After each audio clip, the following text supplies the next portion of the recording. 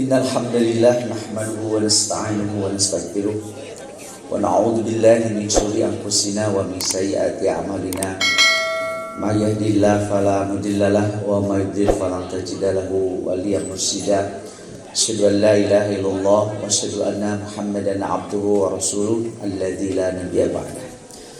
Alhamdulillah, dengan kudrah, iradah, inayah dan maghfirah Allah Subhanahu wa taala, pada pagi hari ini saya berkesempatan untuk bersilaturahim dengan ikhwatu iman, keluarga besar PC Persis Cangkuang, dan utamanya di jamaah Parken Parahyangan Kencana. Ibu-ibu, bapak-bapak yang saya hormati, tadi disampaikan tema yang sangat menarik, mungkin juga berat, tapi saya akan mencoba untuk meringankan. Insya Allah tahun ini Jamiah Persatuan Islam itu akan berusia 100 tahun. Jadi kalau hitungan tahun miladiah, tahun Masehi, nanti bulan September itu usianya 100 tahun. Dan menurut sejarah, pendiri Persis itu bukan orang Sunda, tapi orang awak dari Palembang. Makanya saya juga berbicara bahasa Indonesia di sini, karena ketua cabangnya bahasa Indonesia, bahasa Sundanya pasti belum bisa. Orang Padang. Nah, pendirinya dari Palembang, pengembangnya itu dari Minang. Persis itu ada Kiai Isa Ansori, beliau itu dari kawasan Danau Maninjau. Danau Maninjau itu selama ada Sumatera Barat ya. Danau Maninjau, ada Muhammad Natsir, itu satu kampung mereka dengan Buya Hamka. Nah, hadirin ikhwati man rahimakumullah, 100 tahun pertama Persis itu berdakwah dalam artian menyampaikan ajaran Islam itu dengan menekankan kepada aspek penjelasan. Jadi menjelaskan. Jadi Persis hadir untuk menjelaskan Islam yang sesuai dengan Al-Quran dan As-Sunnah. Penjelasan itu selama 100 tahun. Tidak terasa. Jadi Persis menjelaskan umpamanya bahwa akidah Islam itu yang berdasarkan kepada tauhid, tidak boleh ada kontaminasi atau pengotoran begitu dari hal-hal yang musyrik. Itu dijelaskan oleh Persatuan Islam. Kenapa kemudian Persatuan Islam itu sangat menekankan di dalam dakwahnya itu berbasis kepada ajaran tauhid? Karena ketika itu bapak-bapak, ibu-ibu, berislamnya orang Indonesia itu berdasarkan kepada tradisi. Jadi adat. Kenapa mereka melakukan sesuatu? Ya kebiasaannya seperti ini. Jadi tidak berdasarkan kepada dalil dari Al-Quran dan As-Sunnah, termasuk yang menyangkut masa kepercayaan. Umpamanya dulu itu sebelum Persis hadir, kalau terjadi gerhana bulan atau gerhana matahari, gak ada yang sholat. Karena keyakinannya gerhana itu adalah mungkin muncul gitu ya, Batara Kala. Batara Kala. Bukan Pak Yusuf Kala ya. Batara Kala yang akan memakan matahari atau bulan. Kan begitu. Maka ini harus diusir. Tapi lucunya diusirnya itu dengan memukul-mukul lisung. Lisung, enak atau saya? Udah tahu nggak lisung? Ah, tahu. Lisung ku halu, harusnya halu. Jadi dibunyi-bunyikan supaya Batara Kala nanti sieun. Tapi aneh oge ari si Batara Kala erek ngahakan kana panon poe, tapi diusirna ku halu. Kan tidak masuk akal gitu ya. Teu nyambung. Anu nuju hamil. Nuju hamil sok dimandian. Dadas ya. Dina naon golodog. Sesak sieun mah teh aya golodog. Dina golodog bisi engke orokna lahir hideung sabelah. Beres ya? Hideung sabelah.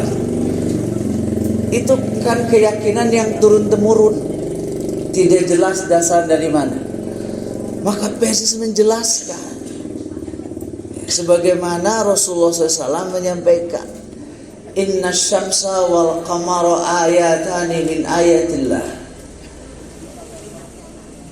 Saestuna panon poe jeung bulan teh dua tina sagala rupi ayat-ayat Allah Subhanahu wa taala.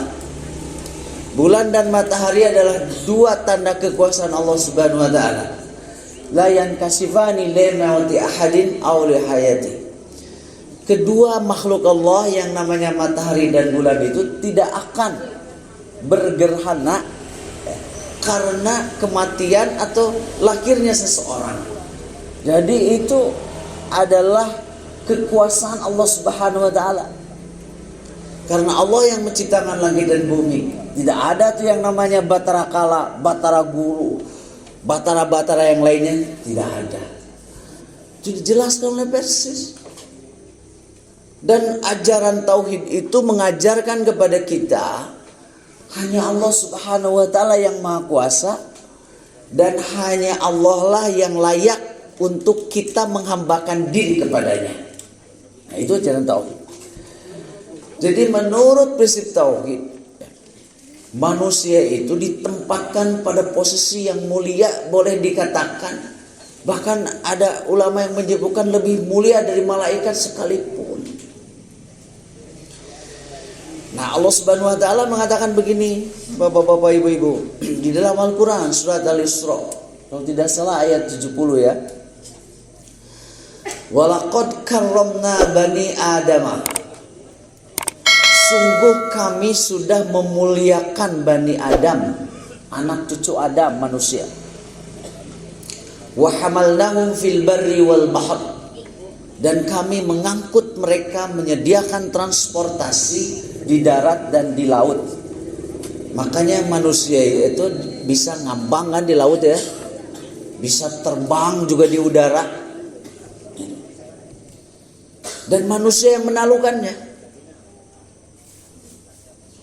tidak ada. Tapi kalau yang musyrik mah kan begini berpikirnya, kumahanya orang yang bisa ngapung gitu, nyieun we gamar buruk ya, nu kuda jang-jangan gitu.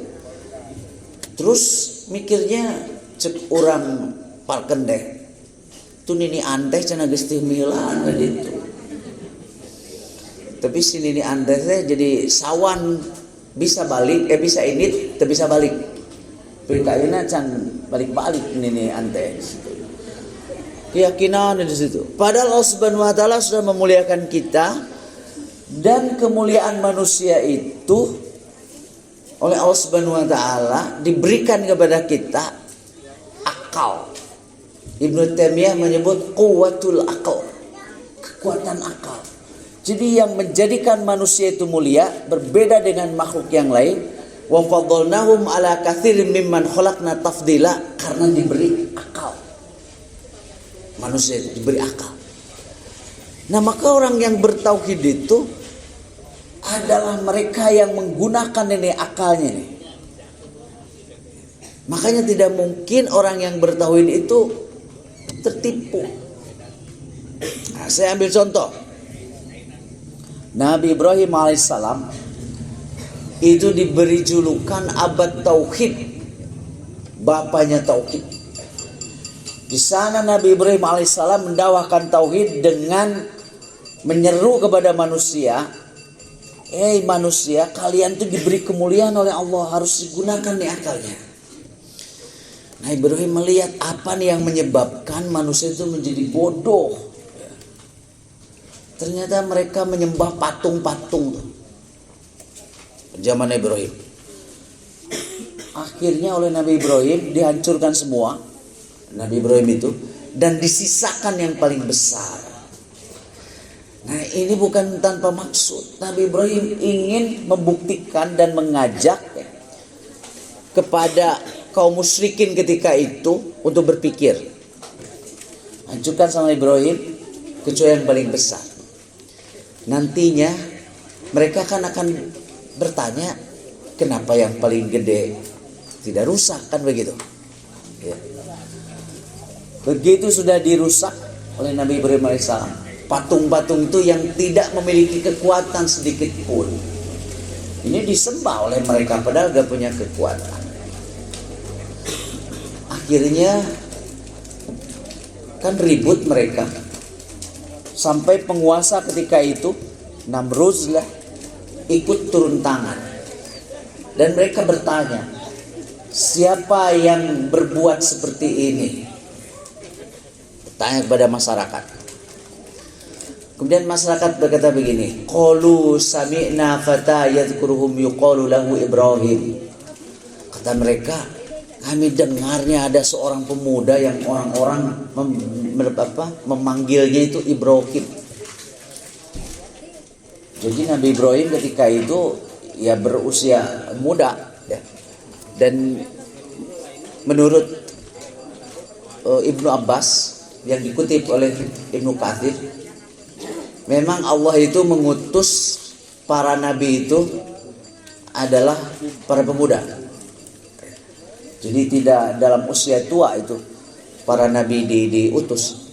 Karena kalau nabi diutus dalam usia tua, mungkin mereka tidak bisa memimpin perang gitu.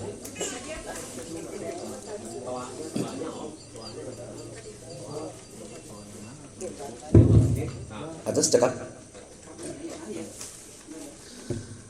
Makanya kata Ibnu Abbas begini, Allah Subhanahu wa taala tidak mengutus nabi illa wa huwa syab, kecuali para pemuda. Jadi usianya mungkin 40-an, kalau di bawahnya Rasulullah juga 40. Kan usia seperti itu masih tidak sering masuk angin, rematik. Ya bagaimana para nabi kalau nanti harus memimpin perang, kemana nabinya? Masuk angin. Enggak bisa gitu. Makanya kata Ibn Abbas ketika memberikan penjelasan kenapa Nabi Ibrahim itu dipanggil Fatah, karena itu tadi Allah tidak mengutus Nabi dan Rasul illa wa huwa syab, kecuali pemuda. Rasul usia 40 tahun. Sampai dengan usia 57, 58 Rasulullah masih memimpin perang. Bersama seperti usia saya. Itu masih memimpin perang. Dan berjalan beliau satu hari 50 km ketika pertama kali melaksanakan ibadah haji. Pada tahun kelima hijrah, berarti udah usia 58 tahun. Pertama kali Rasulullah itu haji, jalan dari Madinah ke Mekah dalam waktu 2 minggu kurang lebih. Berarti satu hari 50 km. Bapak-bapak ada yang jalan satu hari 50 km? Kayaknya udah ada ini juga ketua cabang gak bisa jalan 50 km sehari ya. Rasulullah 50 km. Illa wa wasyak. Kemudian kata Ibn Abbas, Allah Subhanahu wa taala tidak memberikan ilmu kecuali kepada pemuda. Dari kesepuh makan sesah. Ya. Tos haruisan juga simpuring ya. Jadi ilmu itu susah ditangkap, ya, tapi cepat lupa. Oleh karena itu metode belajarnya yang sepuh-sepuh harus mengulang-ulang, harus sering. Makanya memang harus sering ke pengajian. Sebab kan diulang. Itu metode belajar yang sudah sepuh. Kalau yang muda cepat ditangkap. Makanya kata para ahli hikmah, orang tua yang belajar ilmu itu kan naksi filma, seperti mengukir di atas permukaan air. Gampangnya gambar di balong, tapi langsung eueuh. Itulah mengajari orang tua itu seperti itu. Jam iya dipaparin ilmu, engke jam 10 leungit. Naon namanya Bu? Ya, iya bubar poho gitu ya. Makanya bapak-bapak ibu-ibu yang merasa sudah sepuh, yang merasa ini harus sering ke pengajiannya. Begitu. Karena benten kalau mengajari anak muda kan naksi fil hajar, seperti mengukir di atas batu. Susah. Tapi begitu jadi juga tidak akan hilang sampai puluhan bahkan ratusan tahun. Itu ya. Nah katanya, saya dengar namanya Ibrahim. Dipanggil Nabi Ibrahim oleh penguasa ketika itu. A'anta fa'alta hadza bi alihatina. Apakah kamu Ibrahim yang merusak Tuhan-Tuhan kami ini? Kata Ibrahim, enak saja menuduh. Mana buktinya? Kata Ibrahim. Kemudian Ibrahim mengatakan begini, kenapa kalian tidak bertanya kepada yang paling besar? Kalau kalian yakin patung yang besar itu yantikun. Saya terjemahkan yantikun itu bukan bersuara, tapi berlogika. Makanya manusia itu disebutnya hayawanun natik, hewan yang berlogika, bukan hewan yang bersuara. Kalau hanya bersuara, binatang juga bersuara, tapi tidak bisa dipahami. Nah, jadi kata Ibrahim, tanya tuh yang paling gede. Kalau kamu yakin patung yang paling gede itu bisa berlogika, artinya berlogika itu nyambung gitu. Umpamanya Rios teh hartos. Makanya manusia itu ditentukan kualitas kemanusiaan dengan logikanya. Semakin logis ucapan seseorang, semakin tinggi kualitas dia sebagai manusia. Ketika ucapan seseorang tidak logis, turun dia sebagai manusia derajatnya. Dari manusia menjadi majnun. Suliman nugelo aja itu. Nah, padahal Rasul mah ulah disebat nugelo eta teh. Anu kenging musibah. Ari anu gelo mah ya al majnun haqqal majnun eta mah nu gede hulu. Nu sombong. Sebab orang yang sombong itu hakikatnya kecil, tapi dia membesar-besarkan diri. Istikbar. Puguh mata boga, tapi hayang disebut boga. Kan gering lo gitu. Betul kan? Umpamanya sebetulnya dia itu gak punya uang, tapi yang katingali boga duit kan unyam inyem. Kan repuh. Puguh mata boga mobil alus juga kieu, tapi hayang disebut boga. Pinjam dia ke temannya, leukeung ka rental mah. Karencangana nginjemnya ya BMW cenah 3 jam we. Ya geus 10 jam can dibalikeun. Akan disusul. Kuno gaduhna.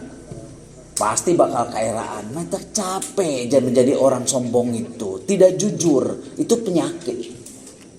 Nah, itu yang disebut dengan al-majnun, haqqal majnun. Tapi kalau majnun itu mah bapak-bapak ibu-ibu, itu yang sedang punya musibah kata Rasul. Disebut majnun itu dari kata jan, artinya tertutup. Jin itu tertutup dari pandangan manusia, makanya sebutnya jin. Kalau yang ini kan bukan jin, karena saya bisa melihatnya. Ya, bukan jin itu. Disebut jin itu karena tidak bisa dilihat. Nah, disebut majnun karena akalnya tertutup. Kenapa tertutup? Dia punya banyak masalah, tapi tidak mampu menyelesaikan masalah itu. Jadi koslet kalau begitu. Kenapa menjadi koslet? Karena dia tidak punya teman bicara untuk menyelesaikan. Makanya nu majnun puntennya kan sok nyarios nyalira. Gitu. Nah, makanya kalau ada yang majnun itu cara penyembuhannya ajak bicara. Curhat. Curhat teh kan resep nu curhat tapi pusing nu ngadengikeunana. Terus kan Bapak-bapak? Makanya para psikiater, psikolog teh kan nampi curhat dibayar dia. Karena kalau tidak dibayar, orang tiap hari menerima curhat orang lain bisa barang jadi gelo itu. Makanya dibayar. Dokter tuh terima curhat penyakit tiap hari. Dokter selalu menanyakan, apa keluhannya Pak? Ah, ini. Dibayar tuh dokter. Kalau tidak dibayar, ikut sakit tuh dokter itu. Makanya dibayar dokter 10 menit 500.000. Ya. Curhat gitu. Nutara dibayar mau curhat ke Ustaz. Hebatnya Ustaz, mah dicurhat dan kumaha tara jadi majnun. Lamun aya Ustaz majnun berarti asalnya memang lain Ustaz. Curhatan ke Ustaz gini Ustaz, macam-macam. Kusim kuring ge ngawitan masalah rumah tangga. Juga masalah kenegaraan. Masalah rumah tangga. Nya sim kuring ge wantun we maparin nasihat. Kan ayeuna tos 28 tahun rumah tanggana jadi relatif sukses. Ya. Tidak menambah, tidak mengurangi jumlah istri. Kan sukses berarti kan? Tidak menambah, tidak mengurangi. 29 tahun katingalina sadatip tiasa dicurhatinnya rumah tangga udah 29 tahun. Tahun payon dan 30 tahun. Adem-adem.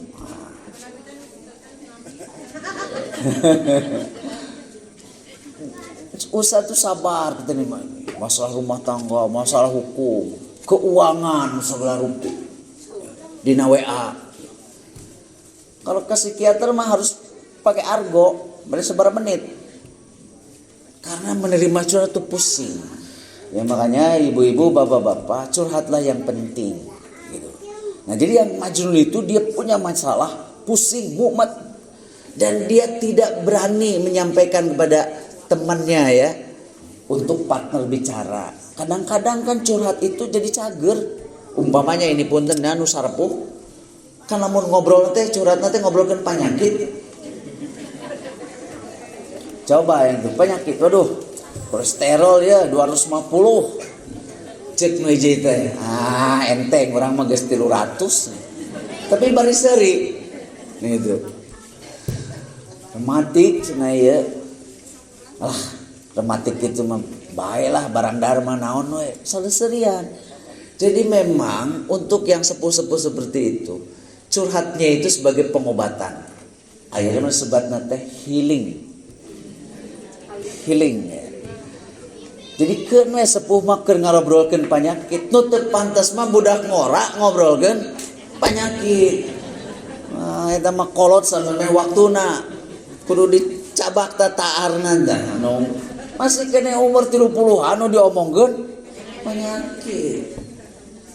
Penyakit mah nu tos yuswa 60 ka luhur, 70 curhat tuh gitu ya. Itu majnun. Nah makanya tertutup akalnya. Karena tertutup akalnya, sementara agama itu hanya diperuntukkan bagi yang berakal. Tauhid itu adalah bagi yang berakal. Orang musyrik berarti dia yang tidak menggunakan akalnya itu. Makanya oleh Allah manusia yang akalnya ada masalah, majnun, diistirahatkan, tidak perlu ibadah. Rufi al-qalam ang thalathatin anil majnuni hatta yaqila. Dibebaskan nih 3 golongan dari ibadah. Yang pertama dari yang majnun sampai kemudian akalnya kembali. Jadi lamun aya jelema ngaku berakal tapi tara ibadah. Nah itu tuh ya. Eta naon namanya gitu tuh. Begitu. Karena yang jadi Allah Subhanahu wa taala itu betul-betul memberitahukan kepada kita, kami mewajibkan kepada kalian beribadah itu pertama ya. Karena itulah kemuliaan manusia, Dan yang kedua, orang yang bekal berakal itu pasti memahami, menikmati apa yang namanya ibadah. Kalau akalnya sedang bermasalah, diistirahatkan, kan begitu. Nah, makanya Allah Subhanahu wa taala kita lihat nih dalam pendidikan anak yang disimbolkan lewat Luqman. Ya bunayya la tusyrik billah, inna syirka la dzulmun adzim. Tidak boleh musyrik kepada Allah, karena musyrik itu kedoliman yang luar biasa. Nah, jadi kata Ibrahim, coba tanya tuh, kalau yakin berlogika. Akhirnya si masyarakat waktu itu bener ogenya, nah orang teh make kudu nyembah patung. Ternyata dianjurkan ke Ibrahim, gak ada perlawanan. Ya. Nah itu Ibrahim, coba tanyakan saja. Kalau itu yantiqun, kalau itu berlogika. Kalah logika mereka. Biasanya yang kalah logika, mereka akan menggunakan logika kekuatan. Angges duruk Ibrahim itu. Nah, PSIS itu menjelaskan. Makanya PSIS di awal-awal itu terkenal sebagai gerakan Islam yang berbasis kepada rasional. Maka istihad, bukan istilahnya itu ittiba. Jadi ittiba itu mengikuti karena kita tahu dalilnya. Kalau mengikuti tidak tahu dalilnya, namanya muqallid, bukan ittiba. Begitu orang beristihad itu menggunakan ra'yu. Jadi dalil ada, tapi fakta yang ada itu tidak sepenuhnya bisa dijawab nih oleh dalil ini. Umpamanya, bagaimana ya cara sholat di atas pesawat terbang? Kan zaman Rasul tidak ada pesawat terbang. Tapi kalau Rasul sholat di luar masjid, itu beliau lakukan. Termasuk di atas kendaraannya, yaitu unta. Rasul sholatkan situ, pesawat terbang tidak ada. Nah, di sini kita beristihad. Rasul dulu nih sholat di atas kendaraannya, beliau usahakan ketika takbir itu dihadapkan kiblat. Tapi setelah itu ya beliau sholat sesuai dengan arah kemana beliau akan tertuju, kan begitu. Akhirnya pesawat terbang, kan gak bisa kalau itu naik pesawat terbang mau takbir pilot cik kiblatkeun heula, gak bisa. Gak bisa karena kalau pesawat terbang itu Bapak Ibu mau belok berapa derajat saja harus minta izin. Beda jeung motor orang parkeun belok gitu, nepikeun bareuwas gitu. Gak bisa pesawat itu minta izin. Belok sekian derajat tidak akan dilakukan sebelum ada izin. Ayeuna di pesawat 300 salatna teu bareng moal tepi-tepi pesawat, coba ayo kudu ka kiblat 300 kali. Nah, ini akan diambil di bersihan. Oh, Rasul juga akhirnya sholat mengikuti arah kemana dia akan pergi. Nah, itu kan pakai ra'yu tuh, pakai ra'yu. Nah, PSIS itu hadir itu. Tauhid itu justru menghargai akal. Maka kenapa umpamanya dulu PSIS itu yang sangat jelas sekali, kalian itu kalau berobat jangan ke dukun gitu. Terus dikutip hadis Rasul, man ata kahinan, siapa yang mendatangi kahin dukun, dia gak akan diterima sholatnya 40 hari 40 malam.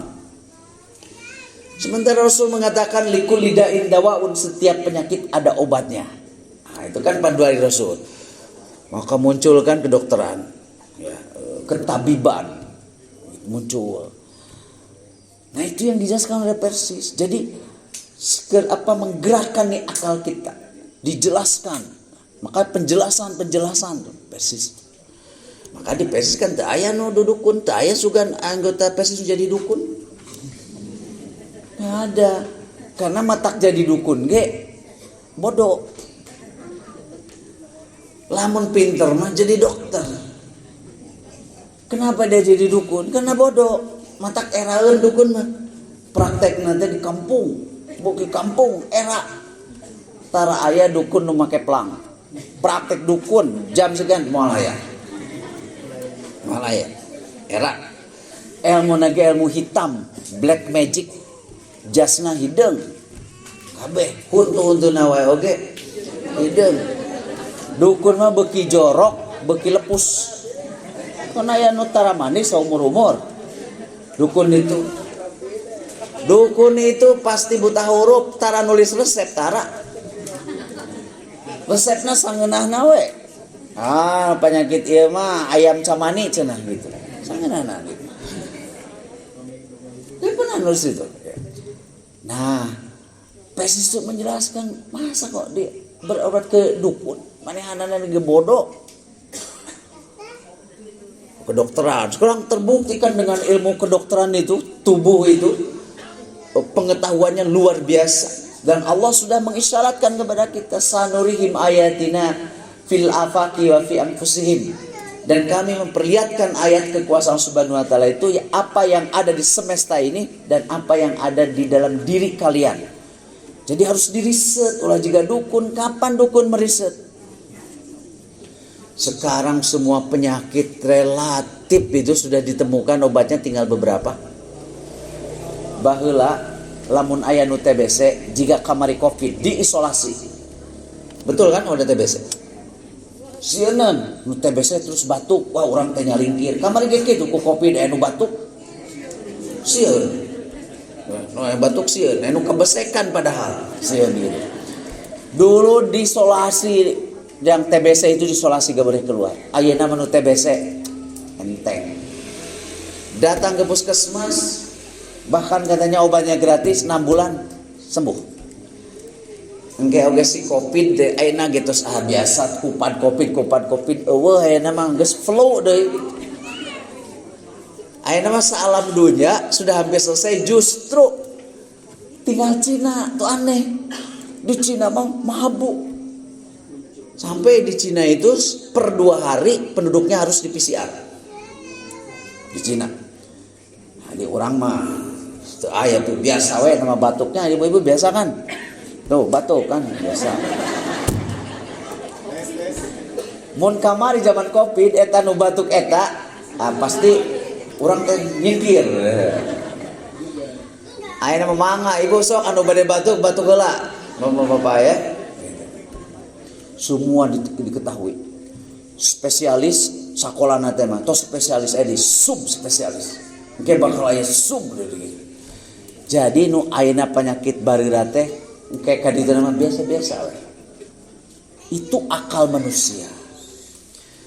Nah, Persis menjelaskan gini nih, Islam itu agama yang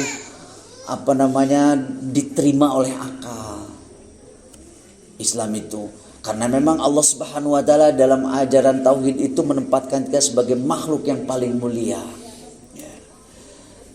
Itu dijelaskan tuh dalam dakwah Persis itu. Makanya kita lihat pengajian Persis dulu disampaikan dalam bahasa yang bisa diterima oleh masyarakatnya, dalam bahasa Sunda. Bahkan khutbah Jumat asalnya kan bahasa Arab, datang Persis bahasa Indonesia, bahasa Sunda, bahkan bahasa Belanda. Dulu Al-Quran itu tidak boleh diterjemahkan oleh penjajah Belanda karena takut umat Islam mengerti. Datanglah Persis. Al-Quran itu diturunkan oleh Allah ya untuk kita pelajari, la'allakum ta'qilun. La'allakum ta'qilun, kalian untuk berpikir. Dan kenapa Al-Quran itu diturunkan dalam bahasa Arab, Arabian, la'allakum ta'qilun, supaya kalian belajar. Belajar kita bahasa Arabnya, diterjemahkan Persis pelopornya tahun 30-an. Ustaz Hasan menafsirkan Al-Quran, diberi nama Al-Furqan. Hadis dulu tidak lumrah ada hadis yang diterjemahkan. Hasan menerjemahkan kitab Bulughul Maram. Karena umat Islam itu harus paham terhadap ajaran agamanya. Persis menjelaskan tauhid itu adalah tahrirun nas min ibadatil ibad ila ibadatillah. Tauhid itu adalah memerdekakan manusia dari penghambaan terhadap sesama manusia menjadi menghambakan diri kepada Allah. Ulah orang ngambakeun ka jalmi mah. Jangan pernah minta tolong kepada manusia sebagai satu-satunya pemberi pertolongan. Tidak akan ada, hanya Allah. sareng jalmi mah perintah Allah ta'awun, kudu silih tulungan. Poe ieu urang nulungan, isuk urang ditulungan. Itu jalmi. Tapi kalau Allah itu as-somad. Allah itu tidak pernah meminta pertolongan kita, tapi sedia terus untuk memberikan pertolongan, tempat bergantung. As-somad. Sareng jalmi mah ta'awun, silih tulungan. Itu yang dijelaskan oleh Persis. Jadi dengan prinsip tauhid itu manusia menjadi merdeka kita. Tidak boleh takut selain kepada Allah Subhanahu wa taala. Mata kurang Persis mah gara-gara dijelaskan tauhid ieu teu sieun ku jurig. Teu sieun ku jurig, da jurig mah eueuh sebenarnya mah sieun teh ku poek. Lamun tengah wengi ka dieu ngalampung, poek sieun. Tapi nah ayeuna jadi teu sieun. Sebab cah. Jadi sakekatna urang sieun kunaon? Sieun ku poek. Maka tak sim kuring ge dugi ka ayeuna teu pernah sieun ku jurig jeung hayang papanggih jeung jurig, tapi teu pernah papanggih wae. Saya itu betul-betul ibu-ibu aya ingin tahu nu jin teh nu kumaha, tapi can panggih wae. Sareng jin. Tapi aya jelema nu gawena teh saunggal poe papanggih jeung jin. Jigana mah lain jelema ya. Sebab mungkin jin itu pakai jeung sesama jin. Nah makanya kita orang Persis itu dulu tidak pernah takut gitu. Nah apa jurig? Dan nu pogona mah sieun poek. Karena manusia itu sudah diberi kemuliaan oleh Allah Subhanahu wa taala. Itu dijelaskan oleh Persis itu selama 100 tahun nih sampai sekarang. Kenapa kita tadi sholat gerhana, lamun aya gerhana teh lain tatalu ku halu kana lisung. Dijelaskan kata Rasulullah kalau gerhana itu beliau memerintahkan untuk bertakbir, sholat, sedekah. Dan kita mengkaji itu ayat-ayat Allah Subhanahu wa taala. Dijelaskan selama 100 tahun. Jadi dakwah Persis 100 tahun itu menjelaskan tentang Islam dari akidah, dari ibadah, ya, dijelaskan semua selama 100 tahun. Nah tadi transformasi, nah gitu ya. Transformer tadi, transform, itu transform. Pemi dibahasakan mah menggeser, ditransformasi kan itu digeser. Jadi ente mau pohonkan dakwah yang sifatnya penjelasan, tapi kita menggeser memberikan perkanan dari penjelasan ke penghadiran. Nah gitu anu kamari mah jelas 100 tahun teh tos jelas. Tah ayeuna mah Islam teh bade dihadirkeun. Jadi menjelaskan tapi tidak lewat kata, tapi lewat fakta dan perbuatan. Gitu menghadirkan. Dalam bahasa Al-Quran sekarang Persis untuk dakwah di 100 tahun kedua itu dengan menekankan kepada uswah. Contoh, kan ari uswah mah sanes nyarios. Tapi menjadikan diri kita itu prototipe. Lamun hayang ningali Islam prototipe nantinya Rasul. Kan begitu. Makanya Rasulullah kan mengatakan begini, "Shollu kama ra'aitumuni usolli." Salatlah kalian sebagaimana melihat saya salat. Jadi seakan-akan Persis itu 100 tahun kedua mengatakan, berislamlah kalian sebagaimana kalian lihat kami berislam. Jadi dihadirkan. Sebelumnya nih dijelaskan, an-nadhafatu minal iman, jelaskan. Tahu kebersihan sebagian tina iman, jelaskan. Sing sahanu asup ka masjid, didinya aya runta sagede kieu dicana ku urang, didoakeun ku malaikat bika subuh gitu, bika subuh. Perlu jelaskan. Tak aya nama kudu jeung prakna. Si masjid dia teh kudu resik. Ulah aya runta didinya. Tanpa harus menjelaskan di dalam mimbar, oh Islam mah kieu. Itu yang maksud menghadirkan Rasulullah uswah. Makanya ada 2 nabi di dalam Al-Quran yang diberi oleh Allah Subhanahu wa taala predikat uswah hasanah. Yang pertama adalah Nabi Ibrahim, uswah hasanah dalam hal akidah. Seperti tadi saya contohkan. Rasulullah uswah hasanah untuk keseluruhan ajaran Islam. Rasulullah itu. Nah Rasul, para hadirin, selama di Mekah itu menjelaskan Islam selama 13 tahun. Jelaskan. Makanya belum banyak peribadahan selama di Mekah. Ibadah haji ya, yang ongkosnya mau naik sampai 70 juta. Kalau zaman Rasul ibadah haji gratis. Udah lempang. Gratis saja ya. Zaman Rasul gratis. Gak ada hotel dan segala macam, gratis zaman Rasul. Ibadah haji baru diwajibkan, disyariatkan 5 tahun setelah Rasulullah hijrah. Selama di Mekah ada. Karena Rasul masih menjelaskan tentang Islam, tauhid dan lain sebagainya 13 tahun. Pengikutnya tidak banyak.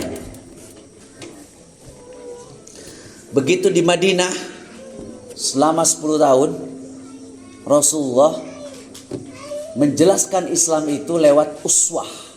Dihadirkan. Pengikutnya banyak. Persis sudah 100 tahun. Berapa jumlah anggota? Apa 1 juta? Belum. 100 tahun.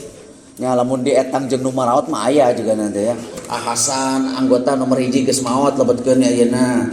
Panasir anggota nomor 2 lebetkeun ayeuna. Abdurrahman nomor 3 aya 1 juta. Tapi kan sebut anggota teh kedah nu hirup, manya nu maot dilebetkeun. Berarti kudu mayar BPJS mun gitu mah.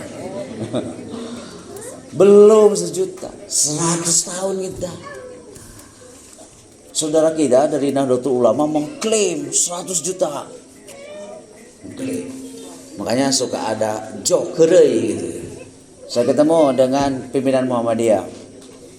Alumnus Persis tapi aktif di Muhammadiyah. Nah, Ustadz, itu anggota Muhammadiyah berapa? Nunggu NU. Kan tak ke NU nomor 1. Paling banyak. Muhammadiyah nomor 2. Kalau gitu Persis juga nunggu Muhammadiyah sebenarnya gitu, ya nomor 3. Nah, jadi katanya kalau NU 100 juta, berarti anggota Muhammadiyah itu 99,99 juta gitu. Nah, Persis juga 99,8, beda sedetik. Itu klaim-klaiman. Belum itu 1 juta jumlah anggota. Sebab kalau kita punya 1 juta, iuran anggotanya seberasa saja 20.000 ya, mau naik ya, 20.000. 20.000 kali 1 juta berapa? 20 juta ya, sebulan. Ternyata belum kan, berarti belum 1 juta. Nah, satu berpikir, selama ini kita menjelaskan nih. Sebab kebanyakan orang begitu diberi penjelasan, tos jelas, tos ya udah. Nah, maka 100 tahun kedua itu kita harus menghadirkan Islam, transformasi dakwah kita. Kalau menjelaskan Islam yang banyak berperan itu mubaligh. Kayak saya begini. Jadi yang lain mustami. Karena memang mubaligh itu untuk menjelaskan, menyampaikan Islam hanya dapat dilakukan oleh mereka yang bisa menjelaskan. Anu teu tiasa ngajelaskeun mah ulah, nu geus jelaskeun jadi salah. Nah, dijelaskeun ku si bapak eta mah nu jelaskeun jadi henteu. Komo nu asalna teu jelas gitu. Berarti dia agak punya potongan jadi mubaligh. Nah, itu diterangkeun. Nah, jadi ketika menjelaskan Islam itu yang berperan mubaligh. Tapi kalau kita menghadirkan Islam, semuanya berperan. Semuanya berperan karena tidak perlu lewat kata-kata. Umpamanya, orang kaya menghadirkan Islamnya lewat apa? Lewat kekayaan. Lebih efektif. Jadi gak perlu penjelasan tinu beungar mah. Sabaraha sadayana 10 miliaran. Transfer sebarang nomor rekening, cuk udah itu. Jadi orang kaya tidak perlu berdiri di atas mimbar untuk menghadirkan Islam lewat kekayaannya. Orang yang berkuasa tidak perlu berdiri di atas mimbar, lewat kekuasaannya dia menghadirkan Islam. Orang yang berilmu, dengan ilmunya dia menghadirkan Islam. Perempuan dengan keperempuanannya dia. Makanya kalau tabligh itu hanya wajib bagi mereka yang memiliki kemampuan, tapi kalau dakwah mah wajib untuk kita semua. Makanya perintah di dalam Al-Quran kata Allah, wal takum minkum ummatun yad'una ilal khair. Kata Yusuf Qaradawi, itu min di sana itu bukan litab'id. Jadi harus ada sebagian di antara kalian yang menyeru kepada kebaikan. Lamun gitu mah geus cukup aya nu hiji cari cing we nu lain mah. Fardu kifayah teh. Kata Yusuf Qaradawi, itu bukan min litab'id. Tapi syarat kalian disebut umat itu kalau berdakwah. Jadi sanajan di dia seueur mang juta-juta tapi kabeh cari cing. Itu bukan umat. Jadi baru disebut umat itu tergantung aktivitas dakwahnya, tergantung aktivitas menghadirkan Islamnya, baru kalian disebut umat. Dan Allah mengatakan kuntum khairu ummatin ukhrijat linnas. Kalian itu adalah sebaik-baik umat yang unggul. Kenapa? Ta'muruna bil ma'ruf, karena menghadirkan kebaikan. Rasulullah umat yang unggul. Selama di Madinah itu menghadirkan Islam. Beliau. Jadi kalau ingin melihat Islam, lihat aja kehidupan di Madinah. Itulah disebut dengan surah musagharah. Terjemahannya miniatur Islam. Makanya slogan Persis itu di Baiat, ya. Ini yang anggota pasti harus tahu. Apa tuh? Siapa yang tahu nanti dikasih hadiah sama ketua cabang. Saya teka kuping itu engke pas yang hadiahnya. Ya kasih aja lah voucher 10.000. Itu HP. Bayar 10.000, bayar 100.000. Suratun musagharatun 'anil Islam wa hikmatihil asma. Jadi Persis ini harus menjadi miniatur Islam dan hikmahnya yang tinggi. Namanya juga miniatur. Diurang ayat Taman Mini Indonesia Indah. Jadi siapa yang ingin melihat Indonesia tanpa perlu pergi ke Papua, tanpa perlu pergi ke Sulawesi, datang ke Taman Mini. Jadi Indonesia dalam bentuk mini. Oh, di Papua teh anu kieu gitu. Siapa yang ingin tahu Islam, datanglah ke Persis. Gitu sebetulnya. Suratun musagharah itu. Makanya saya tegakkan sekarang 100 tahun kedua, kita jelmakan, kita realisasikan Persis sebagai miniatur Islam. Suratun musagharatun 'anil Islam. Jadi ini adalah bagian-bagian dari miniatur Islam. 100 tahun pertama, kalau dilihat nih, wah ini dia mah orang Persis. Tingali atahiyatna utek-utekan. Sekarang tidak cukup hanya di situ. Harus ditambah, kan Islam itu komprehensif. Oh benar itu orang Persis, tinggal lihat tuh jalmi-jalmina. Eueuh nu sarusah teh. Baru ngawe gitu. Ya, karena ekonominya bagus. Lamun ekonomi alus KB jadi muzaki kan. Jadi begitu bagi zakat fitrah teh ka Persis mah teh anu nampi teh sadayana muzaki. Lingkungannya bersih, gak ada di situ tempat-tempat yang jorok, keruntah di mana-mana, gak ada itu. Pasti itu lingkungannya Persis. Itu miniatur. Makanya ini menarik ya, saya sampaikan nih ke bapak-bapak ibu-ibu. Tahun 80-an ada buku diterjemahkan ke bahasa Indonesia, buku bestseller. Terjemahannya jadi 100 tokoh yang paling berpengaruh di dunia. Penulisnya bukan orang Islam, orang Kristen, namanya Michael Hart. Michael, orang Arab mah Mikhail. Ini Michael, orang Sunda jadi naon ya? Momon gitu, Michael. Itu ayah sama gitu. Muhammad, Michael Hart diprotes. Kenapa? Karena Michael Hart menempatkan Rasulullah itu ranking pertama sebagai tokoh yang paling berpengaruh. Sementara Yesus nomor 3. Nomor 2 Isaac Newton. Yesus nomor 3. Kata orang Kristen, wah kenapa kamu kan orang Kristen? Kenapa ini jadi nomor 3? Michael Hart punya alasan. Nah ini ya alasan. Saya punya alasan argumentasinya. Kenapa saya menempatkan Muhammad nomor 1? Tokoh paling berpengaruh di dunia. Bahkan sampai sekarang itu terbukti. Ulah tebih-tebih lah sebenarnya. Dari segi nama aja, nama yang paling populer itu Muhammad. Di Inggris biasanya yang populer itu Edward, Charles, William, Harry. Itu kan keluarga kerajaan. Tapi muter dirinya. Tapi dalam 5 tahun terakhir nama-nama bayi di Inggris Muhammad diurang usah balik nama karena ke barat-baratan. Jeffrey, di mana alamat Parken jadi. Sementara di London guys Muhammad diurang Jeffrey, Nicholas, gitu. Bahkan nih sama Uda itu kan namanya suka Edun. Ada teman saya orang awak di Uda sekolah di Melbourne. Namanya apa coba? John Admiral namanya. Semua orang pasti menyangka dia bukan orang Islam. Sekarang dia tugasnya itu jadi diplomat di Mesir, sudah menurut saya. Kan dulu zaman ada milis mahasiswa Muslim. Nah si Pak John itu gak dimasukin. Sementara ada orang Kristen namanya Mursyid, tapi Kristen Pak Hili. Pas Jumatan protes nih Pak John ke adminnya. Kenapa saya gak dimasukin di milis ini mahasiswa Muslim, ini mahasiswa ini? Kata adminnya, maaf Pak John, ini khusus untuk mahasiswa Muslim. Loh, saya kan Muslim katanya.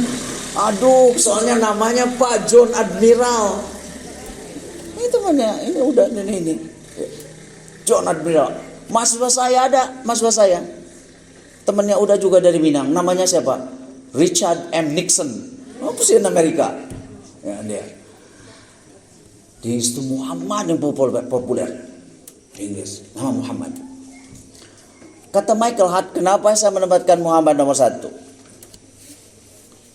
Karena Muhammad itu dia mengajarkan Islam dari A sampai Z, dan dia juga mengamalkan apa yang diajarkan dari A sampai Z. Sementara Yesus kan dia ajarkan tapi tidak sempat mengamalkan semuanya karena keburu disalib. Betul juga kan? Kalau tanya umumnya, Yesus menikah dengan siapa? Kan sempat. Karena keburu dia salib. Menurutnya kan pada usia 33 tahun.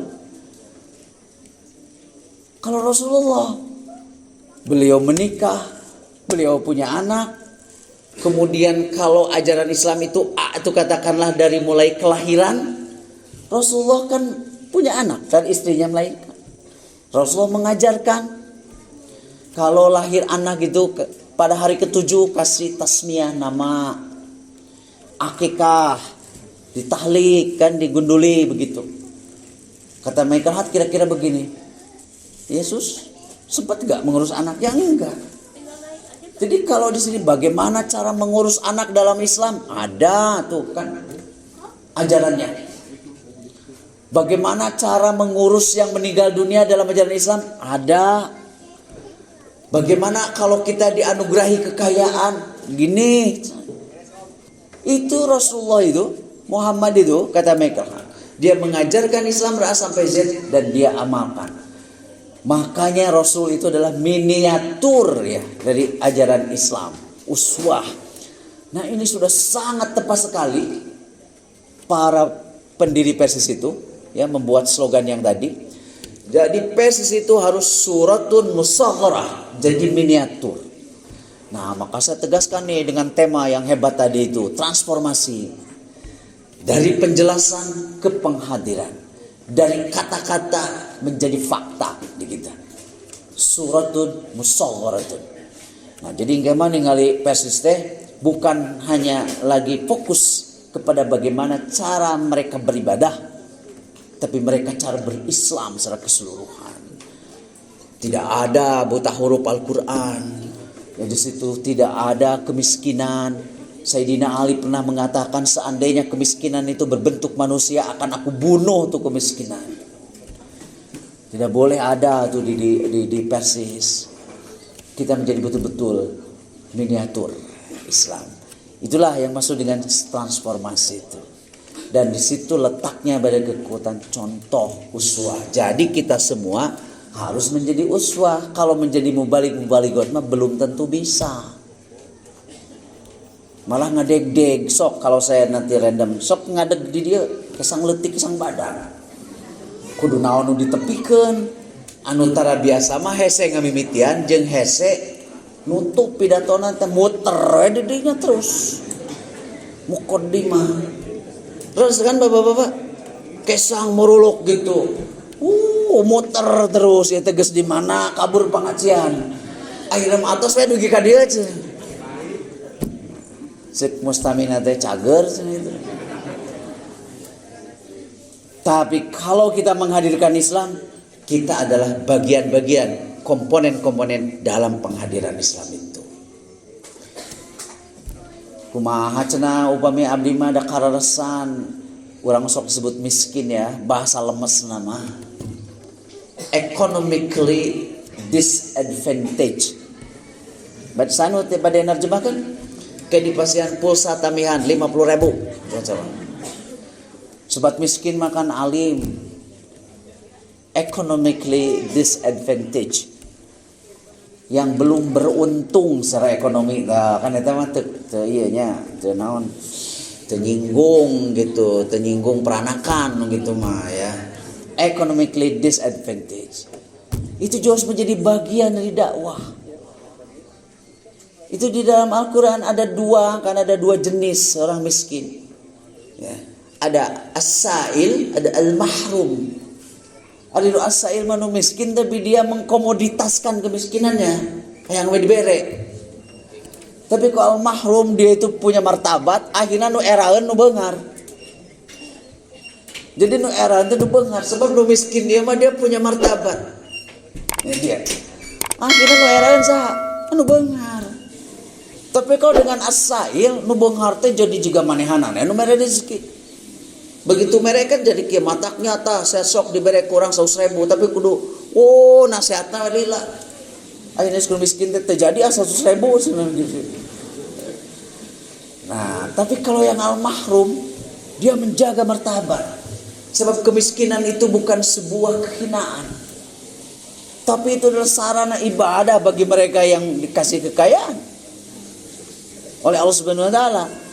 Maka adanya kewajiban zakat, adanya infak likaila takuna dulatan baina aghniyai minhum, supaya harta teh ulah mulak we dinu beunghar di dinya. Nagara urang matak ayeuna kieu teh sabab mulak kekayaan di kelompok tertentu. Ada 2 orang kaya Indonesia, nu kakayaan teh sarua jeung kakayaan 100 juta penduduk. Coba bayangkeun, sabaraha eta kekayaan? Kekayaan seluruh rakyat Indonesia sama dengan salapan naga jeung naga gemul tamade. Bagaimana kita mau makmur? Tidak terdistribusi dengan baik. Makanya Allah Subhanahu wa taala itu jelas sekali kenapa ada kewajiban zakat, kenapa ada kewajiban infak, likaila takuna dulatan baina aghniyai, supaya ulah mulak di dinya. Ayeuna di negara urang kekayaan teh mulak di sekelompok tertentu. Disebatna teh jadi we oligarki. Matak saha anu bisa jadi presiden, anu bisa deket jeung oligarki. Kan gitu. Tiparkeun mah hese atuh nyapres, teu boga duit. Biaya untuk nyapres 150.000 sasirah. Kali we hak pilih sekitar 150 juta, 170 juta. 170 juta kali 150.000 sebenarnya kira lengkung ya mungkin 30-an triliun. Mun yang jadi presiden gaduh teu? Maning kene ulah jadi presiden. Sok we ka dia duitna 1 triliun cicing urang gitu. Itu kenapa terjadi Bapak Ibu? Karena di kita itu dari segi tadi konsentrasi kekayaan di kelompok tertentu. Urang merek boga tanah satapak pecah kudu nyicil 20 tahun. Ya di dia sami kan kelompok penyicil. Padahal urang baheula hayang merdeka teh supados ulah jiga ayeuna sebetulnya ge tanah air. Tapi hayang boga tanah 80 meter, 120 meter, 20 tahun. Tapi ada kelompok tertentu yang oleh negara dikasih konsesi jutaan hektar. Jutaan hektar. Bari di leuweungna teh kai geledegan. Nya dituaran we bisa. Nu kitu mah nu gelo ge bisa atuh bisnis nu kitu mah. Kasih saya konsesi 5 juta. Hektar pohon tuaran we jualan benghar. Itu yang terjadi ya. Nah maka kita Islam harus hadir tuh ya, seperti itu. Terakhir saya untuk meyakinkan ya bagaimana kekuatan dari sebuah contoh. Nah ini contohnya saya kaitkan dengan sekarang isu terakhir soal ibadah haji 70 juta TA ya ibu-ibu. Jadi hawatos ya kumaha ayeuna 65 tahun, terus nabung 10 tahun kamari. Gara-gara Covid nu 35 teh kenging angkat, ayeuna tanpa usia. Begitu kenging kudu nambah 35 juta deui. Nah eta aya solusi aya, namut artos kakas cabang dah. Cabang aya teh di cabang. Di cabang tuh menurut informasi ada saldo 10 miliar. Aya teh bisa.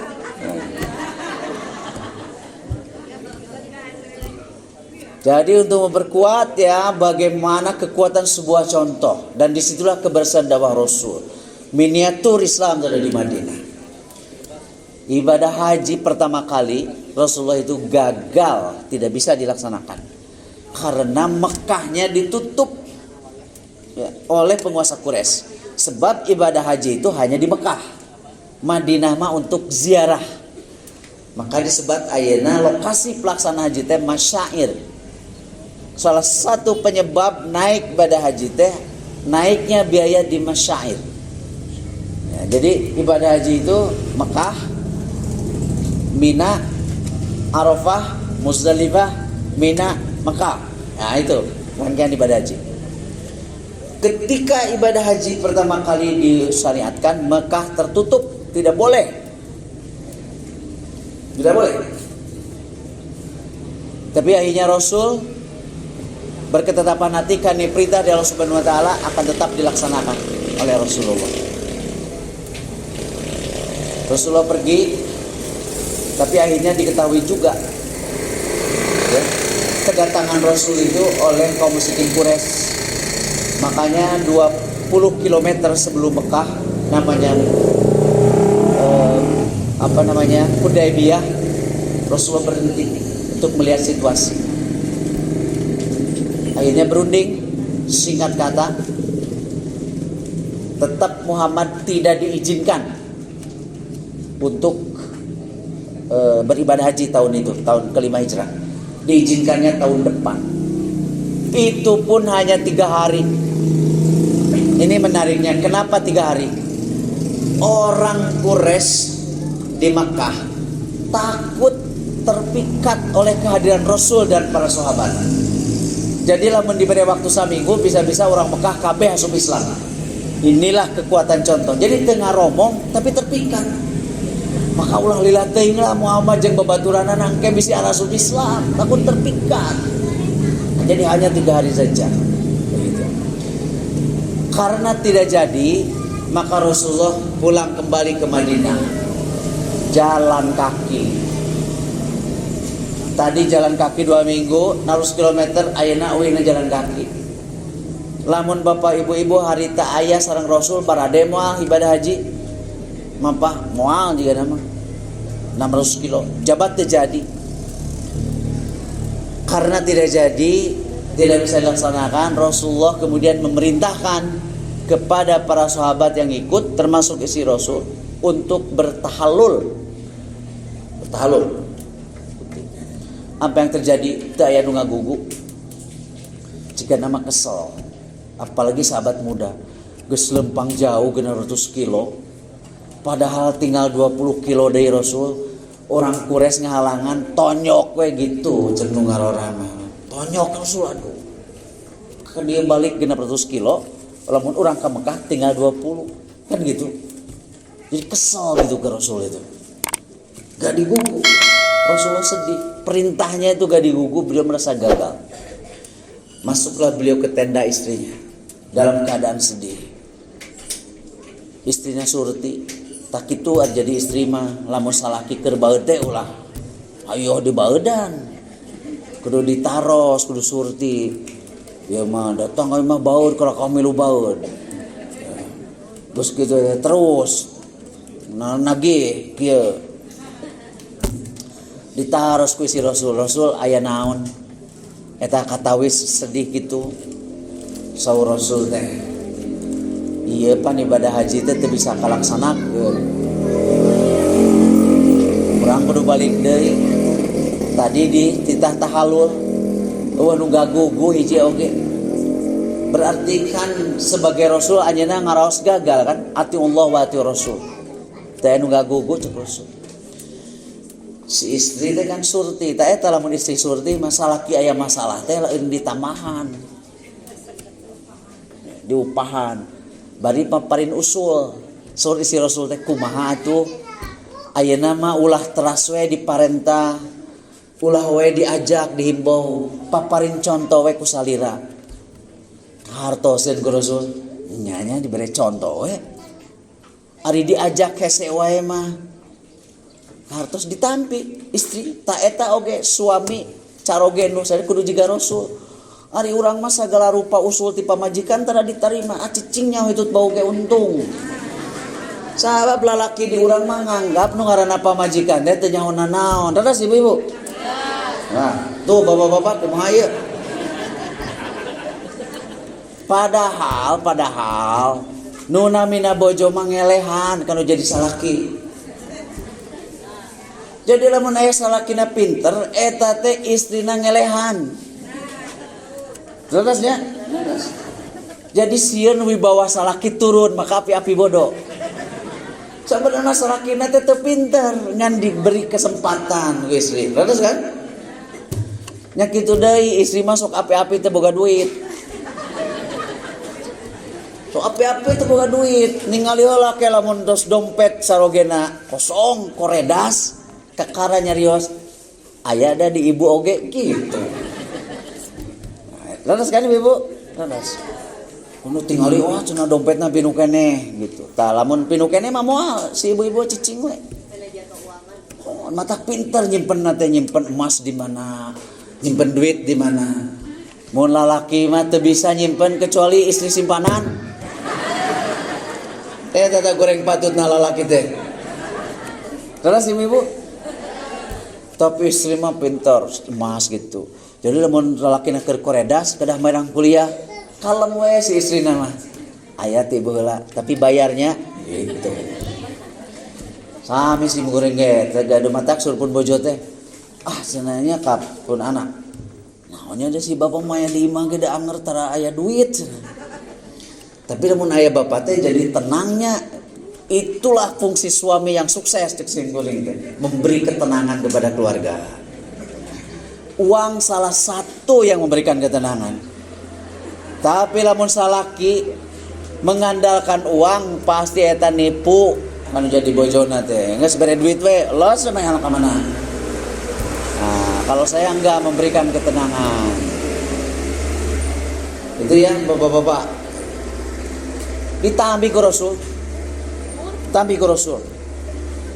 Akhirnya Rasul teh nyungkeun supados anjeunna ditahal di gundulan, di dugulan. Tadi mah diparentah teh anu ngagugu, nalika ningali Rasul di dugulan sadayana ngiring. Kecuali sebagian alit anu ditek-tek saalit, ditaksir. Ari tadi diparentah mah ini kekuatan contoh. Nalika diajak kesel. Tapi nalika Rasul ngalaksanakeun nurutan sadayana. Jadi yang namanya pemimpin itu jangan banyak omong, harus banyak memberikan contoh. Memimpin adalah memberikan contoh. Ayo nama pemimpin terlalu banyak kami menghimbau ke masyarakat, kami mengedukasi masyarakat, jika masyarakatnya bodoh disangka nanti. Marilah contoh kami ini. Rasul tahalu ngiring sadayana mayoritas tuh. Saking gembirana Rasul ngadung akeun. Yarhamullahul muhallikin. Mugi Allah maparin rahmat kanu ngadugulan sirahna. Aya nu teu didugulan, teu didoakeun ku Rasul. Sirik wal muqassirina ya Rasulullah, ari abi teu didoakeun Rasul. Eta ku Rasul angeur diantep. Yarhamullahul muhallikin wal muqassirina ya Rasulullah, yarhamullahul muhallikin teu digobres ku Rasul. Akhirna matos sababaraha lami cek Rasul teh wal muqassirin nya anu neuteuk saeutik didoakeun. Cek sahabat teh nah Rasul menikah tawis teu ikhlas ngadoakeun ka abdi anu teu didugulan. So Rasul teh lam yasku tah anu didugulan mah teu talangke jiga maneh. Ya mah agag-agagan gitu lam yasku so Rasul. Ini saya memberikan satu ilustrasi bagaimana kekuatan sebuah contoh, kekuatan sebuah penghadiran. Ketika diajak, ketika diperintahkan, tengah gugu. Jadi engke oge kieu mangga para hadirin anu bade infak rarese contohan we ku urang. 100.000. Gitu. Kasih contoh pasti narurutan. Itulah dakwah Persis pada 100 tahun kedua bertransformasi dari penjelasan ke penghadiran Islam, bertransformasi dari dakwah lewat kata menjadi dakwah lewat fakta dan perbuatan. Itu transformasi dakwahnya. Itu dalam rangka mewujudkan slogan Persis dalam bayat kita, suratun musaghharatun 'anil Islam. Persis harus menjadi miniatur Islam. Jadi if you want to know what is Islam, please come to Persis. Anybody can translate? Pasti nanti 100.000. Siapa yang ingin melihat Islam, datanglah ke Persis. If you want to know about Islam, please come and join Persis. Silakan datang dan bergabung dengan Persis. Jadi orang kudu pika bitaeun ulah pika keheuleun. Lamun pika keheuleun mah kalabur ya. Itulah penjelasan dari saya mengenai transformasi dakwah yang dimintakan. Mohon maaf apabila ada hal yang kurang berkenan ya. Mudah-mudahan ada guna dan manfaatnya bagi kita semua. Dalam rangka menyongsong, bukan lagi menyongsong ya, kita sudah berada pada 100 tahun kedua. Aku qouli hadza wa astaghfiru wa lakum. Wassalamualaikum warahmatullahi wabarakatuh.